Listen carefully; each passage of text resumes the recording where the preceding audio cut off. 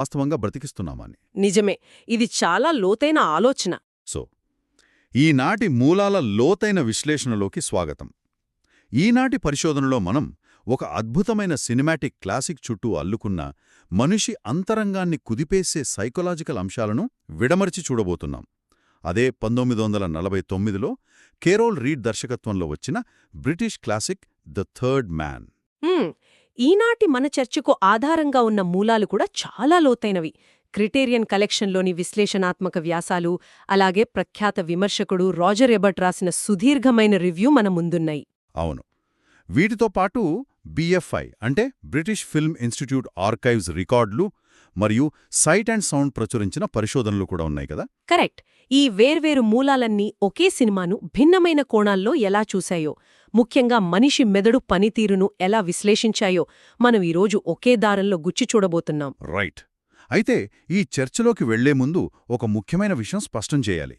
ఈనాటి మన లక్ష్యం ఈ సినిమా కథను ఒక కథలా చెప్పుకుంటూ పోవడం అస్సలు కాదు. అని చెప్పి ముగింపు ఎలా ఉంటుందో వివరించి స్పాయిలర్స్ ఇవ్వడం మన ఉద్దేశం కాదు. ఎగ్జాక్ట్లీ. అసలు మన ఉద్దేశం చాలా స్పష్టమైనది. మిత్రుడా లేక అపరిచితుడా అనే ఒక భయంకరమైన సందిగ్ధత మధ్య చిక్కుకున్నప్పుడు మనిషికి తన సొంత నమ్మకానికి, కఠినమైన నిజానికి మధ్య జరిగే అంతర్గత సైకలాజికల్ యుద్ధముంది చూశారు. అవును. ఆ భయంకరమైన మానసిక సంఘర్షణ, దాన్ని విశ్లేషించడమే మన లక్ష్యం. సో ఆ మానసిక యుద్ధం అసలు ఎక్కడ మొదలవుతుంది అంటారు? అది కేవలం మనుషుల బుర్రల్లోనే కాకుండా ఆ కథ జరిగే భౌతిక వాతావరణంలోనే బీజం వేసుకుంటుంది. అంటే రెండవ ప్రపంచ యుద్ధం ముగిసిన వెంటనే వియన్నా నగరం ఎలా ఉండేదో మనం అర్థం చేసుకోవాలి. ఓ, ఆనాటి వియన్నా నగరం కేవలం భవనాల సముదాయం కాదుగదా. అస్సలు కాదు. అది మానసిక అస్థిరతకు, నైతిక పతనానికి నిలువెత్తు అద్దం. అప్పట్లో 4 దేశాల సైన్యాలు ఆ నగరాన్ని ముక్కలుగా పంచుకుని పాలిస్తున్న సమయమది. బాంబుదాడులకు కుప్పకూలిన భవనాలు, ఆహారం కోసం బ్లాక్ మార్కెట్ మీద ఆధారపడే జనం. అవును. ఆ నగరం భౌతికంగా ఎంత శిథిలమైపోయిందో అక్కడ బ్రతుకుతున్న మనుషుల మనస్సులు కూడా అంతే శిథిలమైపోయాయి. ఈ పాయింట్ వింటుంటే నాకొక ఉదాహరణ గుర్తొస్తోంది. మనం రోజు ఉండే ఇల్లే అనుకుందాం.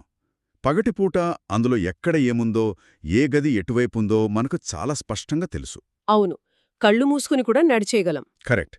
కాని రాత్రిపూట హఠాత్తుగా కరెంటు పోయి గాఢమైన చీకటి అలుముకున్నప్పుడు అదే ఇంట్లో నడుస్తుంటే ఎక్కడో ఒకచోట తడబడతామన్న భయం కలుగుతుంది కదా. నిజమే. అంతా కొత్తగా అనిపిస్తుంది. ఎగ్జాక్ట్లీ. అప్పటిదాకా మనకు పరిచయమున్న వస్తువులే, సోఫాలు, కుర్చీలే. కాని చీకటి పడేసరికి కొత్తగా భయానకంగా అనిపిస్తాయి. మనం అడుగు వేయాలంటేనే ఏదో తెలియని బెదురు. వావ్, అద్భుతమైన పోలిక. అచ్చం అలాగే ఈ సినిమాలో వియన్నా వాతావరణం కూడా ఉంటుందనిపిస్తోంది. మనకు అత్యంత సన్నిహితంగా తెలిసినవాళ్లే, కాని ఏదో తెలియని భయం. ముఖాలవే, కాని మనసులు మాత్రం గాఢమైన చీకట్లో ఉన్నట్లు. కరెక్ట్. ఆ చీకటి గదిలో కలిగే ఆ అభద్రతా భావమే, ఆ తెలియని భయమే ఫిల్మ్ నోయర్ శైలికి మూలాధారమని చెప్పాలి. అంటే దర్శకుడు దీని దృశ్యాల ద్వారా చూపించాడా? అవును. BFI ఆర్కైవ్స్లోని విశ్లేషణలను గమనిస్తే దర్శకుడు కరోల్ రీడ్ ఈ భయాన్ని కేవలం కథ ద్వారా కాకుండా తెరపై దృశ్యాల ద్వారా ఎలా చూపించాడో అర్థమవుతుంది.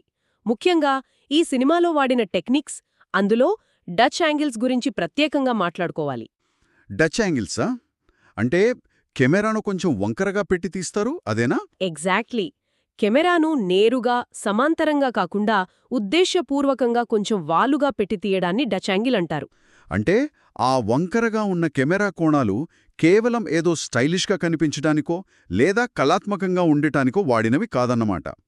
మన మెదడుతో ఆడుకోవడానికి వాడిన ఒక సైకలాజికల్ ట్రిక్ లాంటిదా ఇది? 100%. అసలు దీని వెనుక ఉన్న సైన్స్ ఏమిటంటే, మానవ నేత్రం అలాగే మెదడు ఎప్పుడూ ఒక స్థిరమైన సమాంతర రేఖను, అంటే హారిజాన్ను వెతుక్కుంటుంది. మన బ్యాలెన్స్ కోసం. అవును. మన చుట్టూ ఉన్న ప్రపంచం బ్యాలెన్స్గా ఉంది అని నమ్మడానికి మన లోపలి చెవిలో ఉండే వ్యవస్థ ఆ సమాంతరత మీద ఆధారపడుతుంది. ఎప్పుడైతే తెరమీద దృశ్యం వంకరగా ఉంటుందో మన మెదడు వెంటనే ఒక రకమైన అసౌకర్యానికి గురవుతుంది.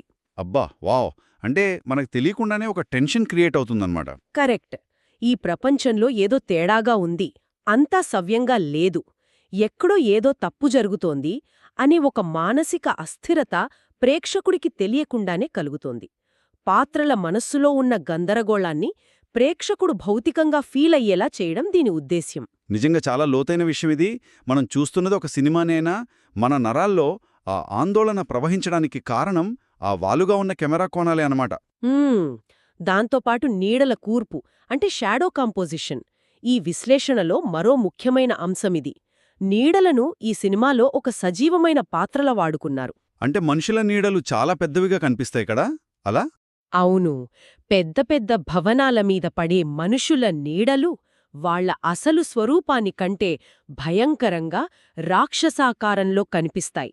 దీని అర్థమేమిటంటే ఒక మనిషి బయటికి కనిపించే రూపం కంటే అతని లోపల దాచుకున్న రహస్యాలు, అతని తప్పులు చాలా పెద్దవి అని.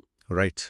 ఆ వాతావరణం, ఆ శిథిలాలు అన్నీ కూడా మనుషుల అభద్రతకు ప్రతీకలే. ఎగ్జాక్ట్లీ. నిజం ఎందుకు స్పష్టంగా కనిపించదు? ఎందుకంటే ఆ ప్రపంచమంతా ఛాయలు, చీకట్లతో నిండిపోయి ఉంది కాబట్టి. సరే, ఇది భౌతికమైన చీకకి, అలాగే కెమెరా సృష్టించిన భయం గురించి అనుకుందాం. కానీ ఇక్కడే అస్సలు ఆసక్తికరమైన, మనం లోతుగా ప్రశ్నించుకోవాల్సిన విషయం ఒకటి దాగి ఉంది. ఏంటది? భౌతికంగా ఉన్న చీకటి కంటే మనిషి బుద్ధికి, ఆలోచనకు కమ్మే నమ్మకం అనే చీకటి చాలా ప్రమాదకరమైనది కదా. దాన్ని దాటుకుని నిజం వైపు చూడటం ఎందుకంత కష్టంగా మారుతుంది? ఇక్కడ నాకొక తీవ్రమైన సందేహం ఉంది.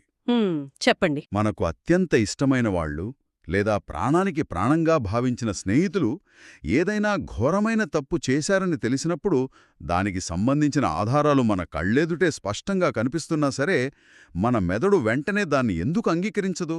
అవును, చాలామందికి ఎదురయ్యే పరిస్థితి ఇది. వాళ్లను ఏదో ఒకలా సమర్థించడానికి ఎందుకు ఆరాటపడుతుంది? లేదు వాడు అలా చేసుండడు, దీని వెనుక ఇంకేదో కారణముండుంటుంది అని మనకు మనం ఎందుకు కథలల్లుకుంటాం అసలు?